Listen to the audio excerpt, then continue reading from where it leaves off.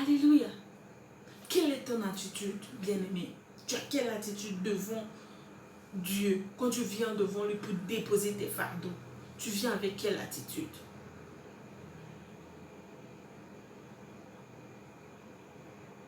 Le mot foi a un sens premier qui est la confiance. Si tu as foi en quelqu'un, si tu as foi en Dieu, c'est-à-dire que tu as la confiance à la personne, ou bien tu as confiance en Dieu. Les femmes ont l'habitude de dire à leur mari, j'ai confiance en toi. Les hommes aussi ont l'habitude de dire que j'ai confiance en ma femme. Cela veut dire que malgré toutes les tentations, malgré les difficultés, tu ne me trahiras jamais. C'est ce qu'ils ont dans leur pensée. Que j'ai confiance à cet homme, j'ai confiance à cette femme. Malgré tout ce qui va arriver sur son chemin, la personne ne va jamais me trahir. Avoir la confiance, avoir la foi, une ferme assurance, la confiance. La foi, c'est la vie, c'est l'espoir, c'est la vérité. L'espoir, la vie, la vérité, la foi.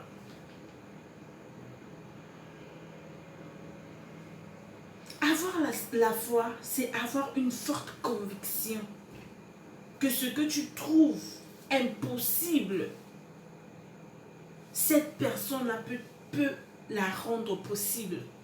Avoir la foi, c'est croire que vraiment, c'est avoir une forte conviction. Pour nous les chrétiens, si tu as la foi en Dieu, tu as cette forte conviction que les choses qui sont autour de moi, les choses que je trouvais impossibles, mon Dieu peut les rendre possibles. Mon Dieu vraiment peut les rendre possibles. Parce qu'il n'y a pas un mot impossible dans le dictionnaire de mon Dieu. Tout ce que mon Dieu dit, il le fera. Et j'ai confiance en lui. Car je sais qu'il donne la vie, il donne l'espoir.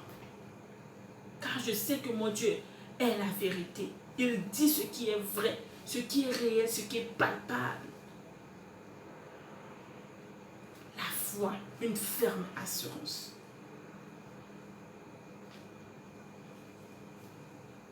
Pour avoir le miracle, pour avoir le succès, pour avoir le mariage, la délivrance, la guérison, il faut avoir une forte conviction que c'est possible. Il faut croire que ce que je veux, c'est possible. Même si je ne trouve pas cette chose aujourd'hui, demain je l'aurai. J'aurai cette chose-là parce que j'ai foi, j'ai confiance que cette chose-là va se réaliser. Alléluia. Exemple, prenons l'exemple des amis de Daniel. Ils étaient jetés dans la fournaise. Et le roi, non, avant d'être jeté, le roi leur a dit comment on appelle ça, de s'agenouiller, de l'adorer. Mais parce qu'ils ont cette forte conviction, cette assurance en eux, cette confiance en eux qu'ils vont s'agenouiller devant un seul Dieu. Ils ne vont pas s'agenouiller devant plusieurs dieux. Ils ont confiance, même si aujourd'hui le roi décide de les tuer. Ce Dieu avec qui ils ont mis leur confiance, ce Dieu-là ne va pas les décevoir. Ce Dieu-là va vraiment venir à leur secours. Ils ont cru, ils ont eu la ferme assurance, ils ont eu la conviction que Dieu ne va pas les abandonner. Ils ont eu la conviction que Dieu ne va pas les délaisser. Ils ont eu la conviction que Dieu va venir à leur secours. Alors qu'est-ce qu'ils ont fait? Ils ont refusé d'adorer le Dieu de ce Dieu-là. Ils ont refusé catégoriquement. Et Dieu était content d'eux. Dieu était vraiment touché. Et quand ils étaient jetés dans la fournaise, l'ange était venu les sauver. Bien-aimés, ils avaient la foi. Ils avaient cette ferme assurance. Alléluia.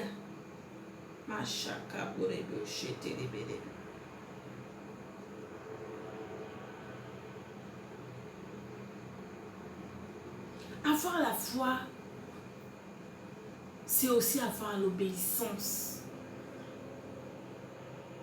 Parce que quand tu as la foi, tu sais là où tu vas. Quand on te demande d'aller à droite, parce que tu veux obtenir quelque chose à droite, tu vas à droite. C'est l'obéissance.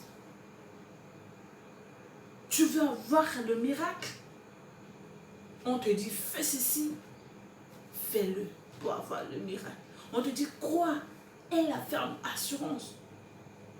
Reste en prière, prie sans cesse, fais ceci, fais cela. Toi, ce que tu as à faire là, c'est de marcher dans l'obéissance. Et tu verras la gloire de Dieu sur ta vie. Alléluia. Alors pour l'histoire des frères de Daniel, vous pouvez, des amis de Daniel, désolé, vous pouvez lire Daniel 3, verset 17 à 18. Et aussi, la foi sans les œuvres, c'est inutile. Dans Jacques 2, 19, 20, on va lire ensemble. Vous pouvez lire? Ok. Jacques 2, 19 à 20. Si tu as ton téléphone, tu as ta Bible, ouvre-la et lis ce verset. Tu vas voir que la foi sans les œuvres est inutile. C'est-à-dire que si tu as la foi, il faut avoir les œuvres. Il faut avoir les œuvres. Abraham, prenons l'exemple d'Abraham. Abraham avait la foi, mais il avait aussi les œuvres. Il avait la foi parce qu'il n'avait pas un enfant. Il n'avait pas un enfant et il croit, il était vraiment convaincu que Dieu va le bénir avec un enfant. Parce que Dieu lui a promis de lui donner un enfant. Et Abraham a cru à cela. Et Dieu lui a donné un enfant. Il avait cette ferme assurance, cette conviction. Et Dieu lui a donné un enfant. Maintenant, Dieu demande à Abraham, Abraham, redonne-moi encore ton fils en sacrifice.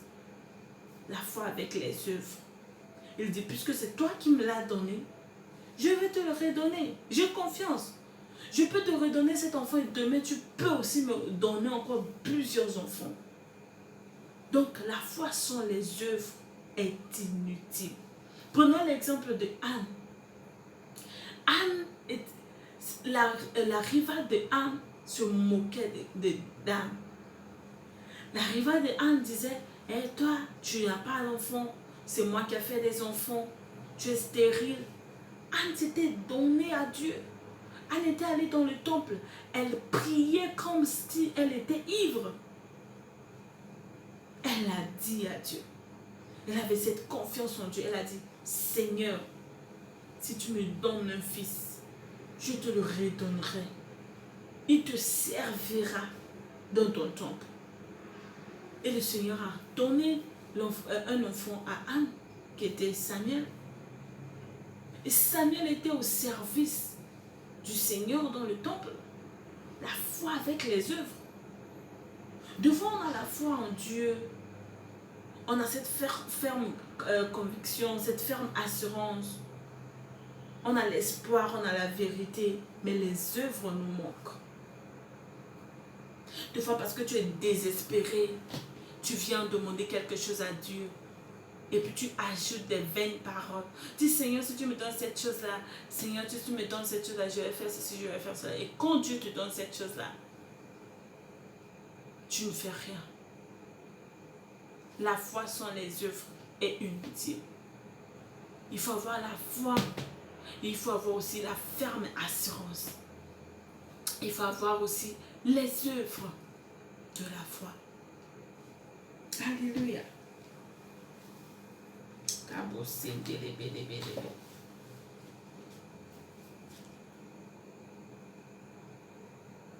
Une foi vivante, bien aimé, une foi vivante s'accompagne de service et d'obéissance. Ça s'accompagne de service et d'obéissance. Tu crois fermement à la réussite, mais tu dois obéir aux règles de la réussite. Tu dois aussi servir pour réussir. Tu dois aussi aider les autres. Voilà pourquoi j'ai écrit ici, une foi vivante s'accompagne de service et d'obéissance. Et aussi, Dieu donne la foi à ceux qui les cherchent. Tu sais pourquoi? Parce que la foi s'augmente lorsqu'on s'approche de Dieu. Parce que quand tu t'approches de Dieu, tu as la confiance en Dieu. Tu sais ce que Dieu est capable de faire. La foi s'augmente lorsqu'on s'approche de Dieu par la prière et l'étude de sa parole. Tu pries dans tout ce que tu dis, tout ce que tu veux dire à Dieu, tu le dis dans la prière. Et tout ce que Dieu a promis se trouve dans sa parole. Donc quand tu veux que ta foi s'augmente, il faut t'approcher de Dieu. Il faut lire la parole. Pour que ta voix s'augmente, bien-aimé, je répète, il faut lire la parole. Il faut t'approcher de Dieu. Il faut prier.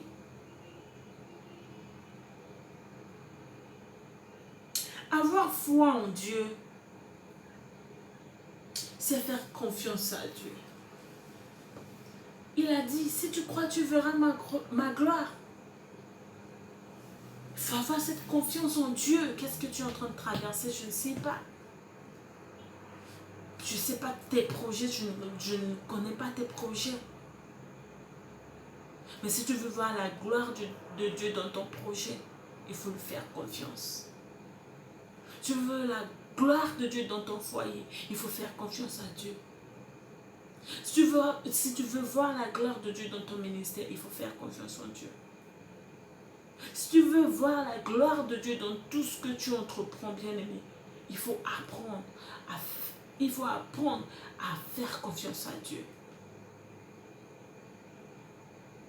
Il faut apprendre à servir. Il faut apprendre à obéir.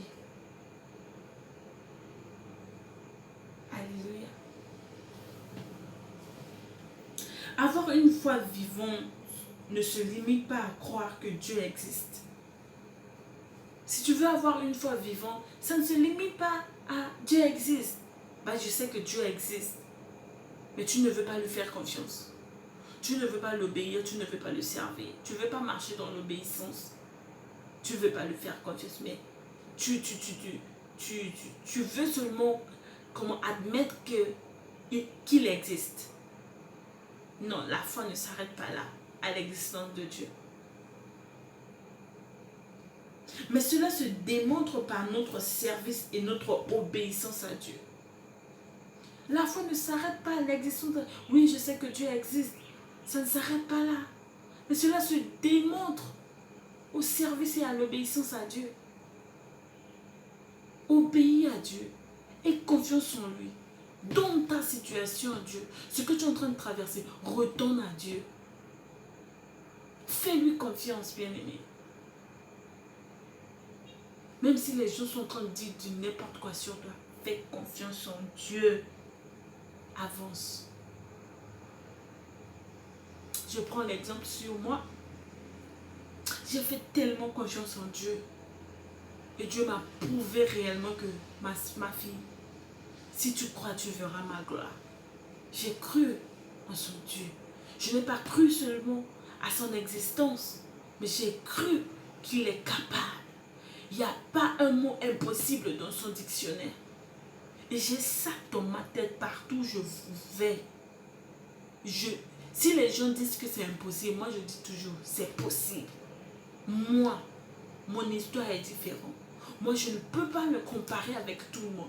Moi, j'ai un Dieu vivant et je lui fais tellement confiance qu'il ne va jamais me laisser, ni m'abandonner. Mes projets, je les remets entre les mains de Dieu. Tout ce que je pense, tout ce qui me tracasse dans ma tête, je les remets à Dieu. Et Dieu me guide, et Dieu me dirige. C'est pas que je remets mes problèmes aux autres pour qu'ils puissent faire quoi? Rien, ils ne vont rien te faire. Ils vont te faire fondre encore davantage. Je remets mes soucis à Dieu parce que je tiens confiance en lui, qu'il est capable. Parce que je sais, même si cette bonne chose, cette chose que j'ai là, je veux là, même si cette chose-là ne s'accomplit pas aujourd'hui, ça s'accomplira certainement. Certainement. Le temps de Dieu est le meilleur. Peut-être tu es en train de demander quelque chose à Dieu, mais tu es déjà fatigué parce que tu n'as pas encore eu de réponse. Bien-aimé, je te dis, continue de faire confiance en Dieu. Marche devant, regarde seulement à Dieu. Fixe tes yeux sur Dieu. Arrête de fixer tes yeux sur les hommes.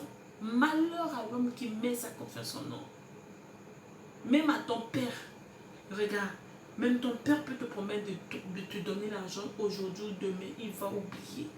Mais quand Dieu dit quelque chose, si tu lui fais confiance, bien-aimé, il va certainement accomplir cette chose-là. Même si ça tarde, attends-là, ça s'accomplira certainement. Obéis à ce Dieu-là. Tu as confiance en Dieu.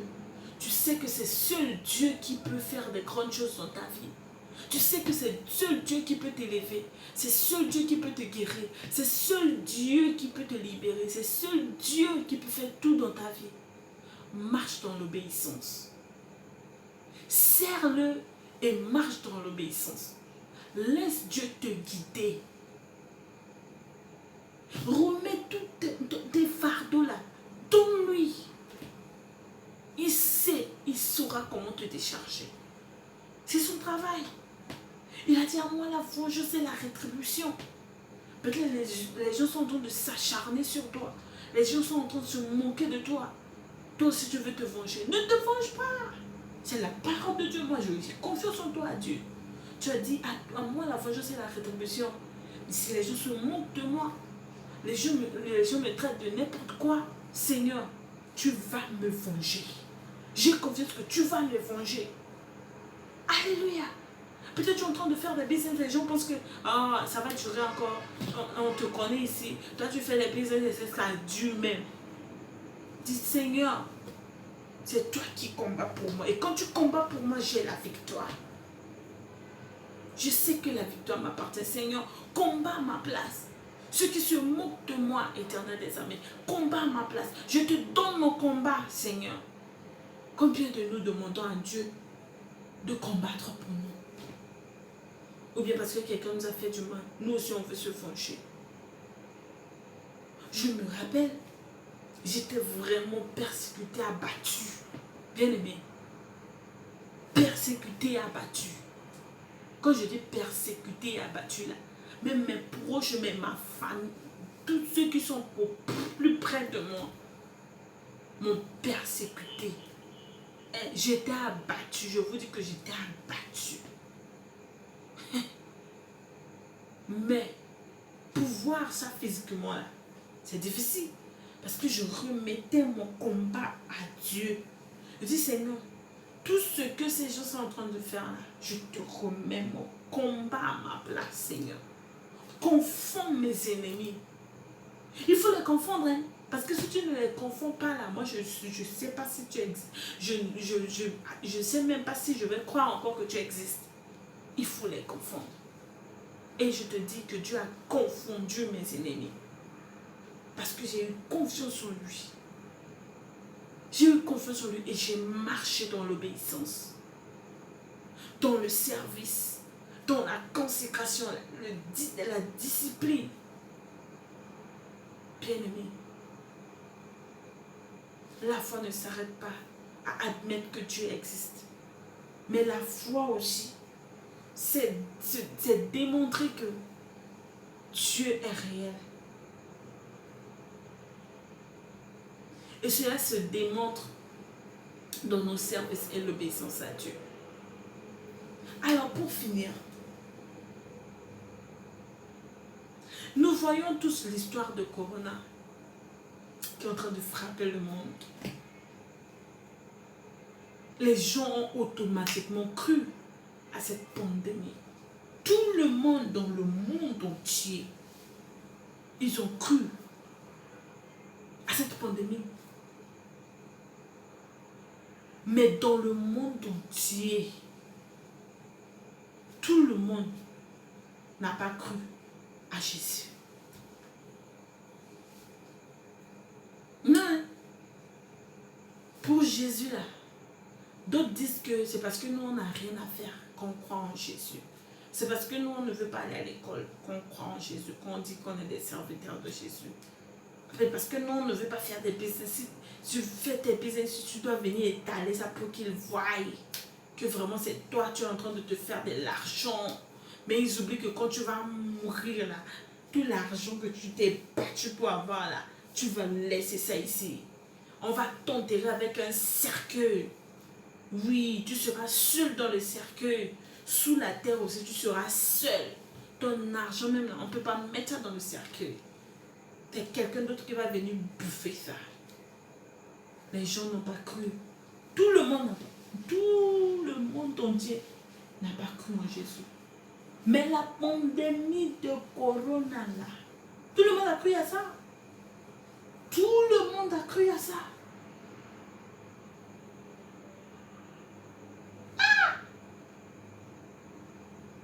Tout le monde prend des mesures de précaution, de prévention par rapport à Corona.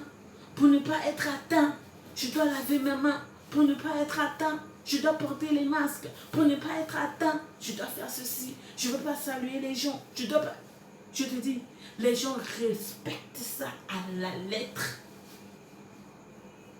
Mais quand on leur a dit que Jésus est venu, il est mort sur la croix pour eux, il s'est donné pour eux, le salaire du péché c'est la mort, comme si c'était des chansons qu'on chantait dans leurs oreilles.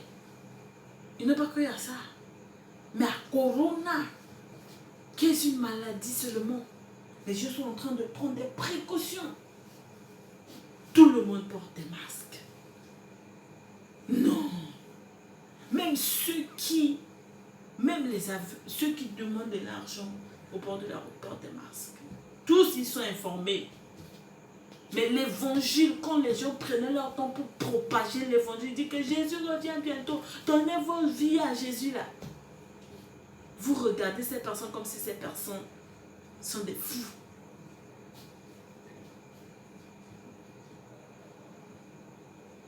Alléluia.